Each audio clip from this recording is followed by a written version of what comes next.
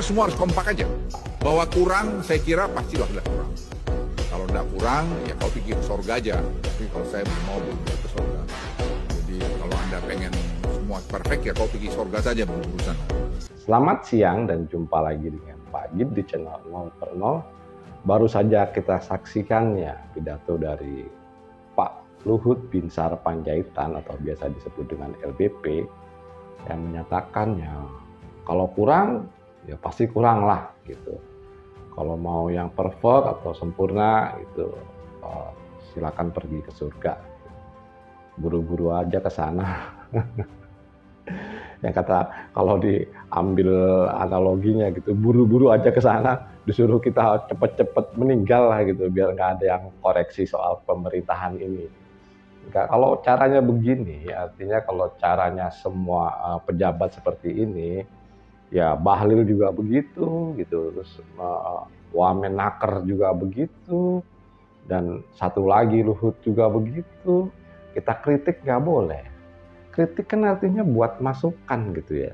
Ini nggak boleh, kita disuruh ke surga ya buru-buru mati. Kita suruh di sana, katanya ya di sanalah baru ada kesempurnaannya. Ya memang, artinya gini, kritik itu bukan menjadikan suatu itu perfect ya. Artinya mengurangi resiko. Karena yang namanya resiko nanti pasti ada. Nah, jadi bagaimana meminimalisir resiko ya salah satunya kritik. Kritik ini kalau masukannya baik kan buat dikerjain gitu ya, buat mengerjakan masukan tadi yang akhirnya tadi akan istilahnya kekurangan tadi akan dikurangi atau sifat-sifatnya negatif itu akan berkurang gitu ya. Kalau kurang 100% yang seperti diceritakan Luhut seperti di surga jadi perfect ya nggak mungkin, tapi fungsinya adalah meminimalisasi resiko.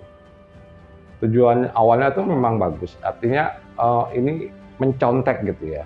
Prabowo ini dalam arti mencontek super holding yang di Singapura yaitu Temasek. Jadi pembuatan Danantara itu mencontek ya, mencontek supaya seperti di Singapura yaitu Temasek yang pada laporan akhir di 2002 itu kalau nggak salah itu asetnya itu atau portofolionya itu mencapai 4.600 triliun lah sekitar situ. Tapi ini kalau Danantara ini awalnya aja udah besar, jadi asetnya tuh jumbo sekali ya, itu 1.480 triliun yang akan dikelola. Ya kira-kira 2 kali Temasek lah gitu. Tapi kalau caranya seperti ini nggak mau dikritik, bukan jadi Temasek nanti ya. Malah jadi seperti 1MDB yang di Malaysia, jadi ajang bancaan korupsi nanti ya. Yang sudah kita ketahui bahwa BUMN sebelum ini yang di masa di bawah Kementerian BUMN yang masih seperti itu, jadi bancaan korupsi. Yang artinya kerugiannya itu terlalu banyak gitu. Dan niatnya ini ya kita balik lagi ya, niatnya itu adalah baik membuat suatu super holding yang jelas ini lebih accountable ya, harusnya lebih transparan gitu ya. Ini tujuannya sih baik, tapi kalau yang berlaku atau yang menjalankan dalam hal ini adalah kategori orang-orang tertentu, ya kita bongkar ya, kita cek orang-orangnya seperti apa gitu ya. Jadi inisiatornya ini itu adalah pertama itu adalah Burhanuddin Abdullah Harahap ya, yang dimana beliau ini juga sudah termasuk atau pernah menjadi tahanan korupsi, kasusnya juga korupsi gitu. Kalau pinter sih ya pinter, tapi kan kita lebih butuh orang jujur gitu ya. Kalau orang pinter ini kan biasanya ngakalin gitu. Ya dengan buktinya beliau sudah pernah ditahan gitu loh, kasus korupsi BI ya. Itu inisiatornya.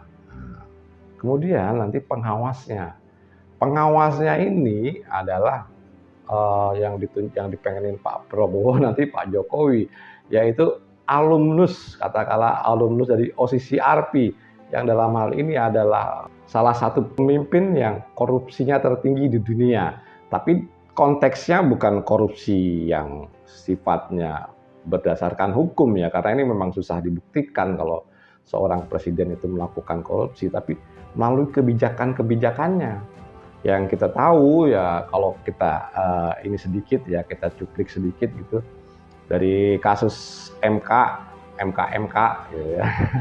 Dan kasus MK-MK menjadikan anaknya menjadi calon wapres ya. Kemudian kebijakan PSN pagar laut gitu ya. Satu-satunya lagi adalah pengerukan pasir atau sedimen. Nah, yang itu melibatkan akhirnya salah satu anaknya, Kaisang, itu bisa memakai pesawat pribadi secara gratis yang pada saat itu dipakai istilah nebeng.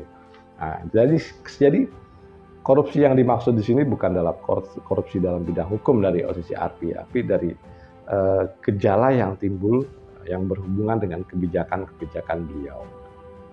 Dan yang bahayanya lagi, ya, tidak bisa diaudit oleh BPK dan KPK. Jadi KPK dan BPK, katakanlah ini lembaga independen, nggak bisa audit. Auditnya tuh melewati DPR gitu ya. Sidang melewati DPR gitu, baru bisa melakukan audit. Yang kita tahu DPR saat ini atau parlemen saat ini tuh dukungannya 80% kan ke Pak Prabowo. Nah, gimana bisa ngaudit? Seperti yang kita tahu yaitu keberpihakan parlemen ini 80% ke Pak Prabowo, untuk mengaudit Danantara ini akan jadi susah. Nggak ada lembaga yang independen yang berhak mengaudit, itu susah banget. Menurut Pak Git, kita ambil kesimpulan yang pertama adalah kebaperan dari para petinggi-petinggi negara ini. Jadi kalau dikritik nggak boleh, mendingan yuk masuk surga, pergi ke surga, buru-buru deh ke sana. Ya, kalau semua nggak mau dikritik kan repot gitu loh. Sekarang kalau kita mau mengkritik pun susah. Artinya gini, kita mewakili kritik resmi lewat DPR, ya lewat parlemen, itu susah saat ini. Karena parlemen sendiri 80% itu mendukung ke Prabowo. Jadi kebijakan Prabowo ini didukung oleh parlemen 80%. Bagaimana caranya kita mengkritik lewat anggota dewan? Yang kita harapkan paling dari PDIP. PDIP kan nggak seberapa suaranya. Kalau di voting ya pasti kalah. Masukan rakyat sekarang tolong didengar gitu loh. Sebagai bahan kritik, meminimalisir resiko. Itu fungsinya. Jadi jangan berharap untuk perfect ya. Tidak mungkin lah perfect. Tapi minimal yaitu mengurangi risiko, apalagi korupsi ya. Korupsi ini waduh sangat-sangat parah di negara kita ini, parah. Dari yang kecil sampai yang besar itu susah gitu loh. Dan ya sudah terlalu banyak kasus lah korupsi ini dari yang kecil sampai yang besar. Dan kalau udah sampai yang besar ya mentok lagi, udah mental lagi. Yang kedua ini tentang struktur, yaitu inisiatornya Burhanuddin Abdullah Harahap gitu ya.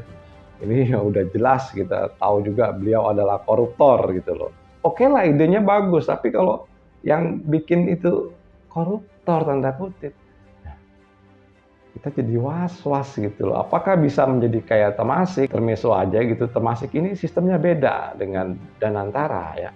Kalau Temasek ini itu bisa melakukan jual beli portofolio gitu. Tapi kalau Danantara ini mengolah aset-aset yang kita punya, baru sampai segitu. Setelah inisiator tadi, pengawasnya adalah alumnus OSIS ARPI, yaitu Pak Jokowi, yang beliau sendiri itu dinobatkan oleh OSIS ARPI adalah petinggi atau salah satu tokoh negara yang melakukan korupsi terbesar.